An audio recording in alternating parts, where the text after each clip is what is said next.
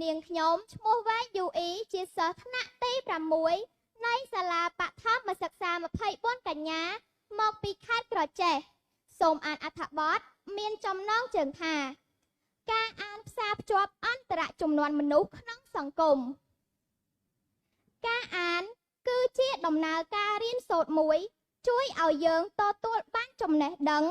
បទពិសោធន៍ព័ត៌មានជំនាញនិងបច្ចេកទេសពីគ្នាទៅវិញទៅមកឬជាកេរដំណែលរបស់មនុស្សជំនាន់មុនសម្រាប់យកមកអភិវឌ្ឍសមត្ថភាពឲ្យកាន់តែប្រសើរឡើងការអានចាត់ទុកជាការចែករំលែកចំណេះដឹងពីមនុស្សម្នាក់ទៅមនុស្សម្នាក់ឬពីក្រុមមួយទៅក្រុមមួយពីជំនាន់មួយទៅជំនាន់មួយដើម្បីយកមកច្នៃប្រឌិតអភិវឌ្ឍឲ្យកាន់តែមានការរីកចម្រើនទំនើបទាន់សម័យស្របតាមតម្រូវការរបស់មនុស្សជាតិអ្នកវិទ្យាសាស្ត្រអាចរកឃើញបច្ចេកវិទ្យាកាន់តែទំនើបបានអ្នកសេដ្ឋកិច្ចអាចអភិវឌ្ឍប្រព័ន្ធសេដ្ឋកិច្ចទំនើបអ្នកវិទ្យាសាស្ត្រសុខាភិបាលអាចផលិតឱសថទំនើបមានប្រសិទ្ធភាពគឺអាស្រ័យដោយសារការសិក្សាស្រាវជ្រាវពីរូបមន្តគម្ពីរ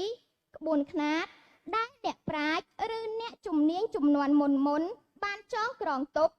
រួមផ្សំជាមួយនឹងការសិក្សាស្រាវជ្រាវរកឃើញថ្មីទៀតគេដំណើរប្រវត្តិសាស្ត្រមនុស្សជាតិអ្នកជំនាន់ក្រោយអាចទទួលបានក៏ដោយសារឯកសារ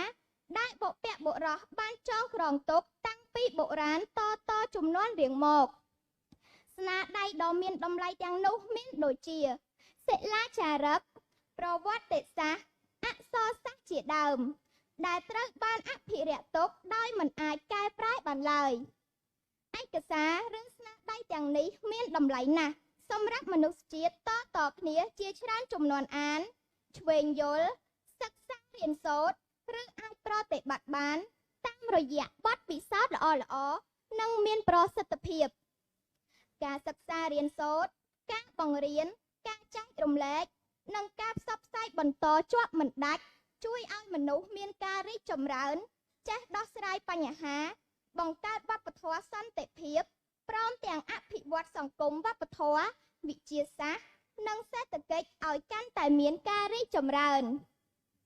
ការអានពិតជាបានផ្សារភ្ជាប់អន្តរជំនាន់មនុស្សក្នុងសង្គមពីជំនាន់មួយទៅជំនាន់មួយយ៉ាងប្រឆាំងសូមអរព្រះគុណសូមអរគុណ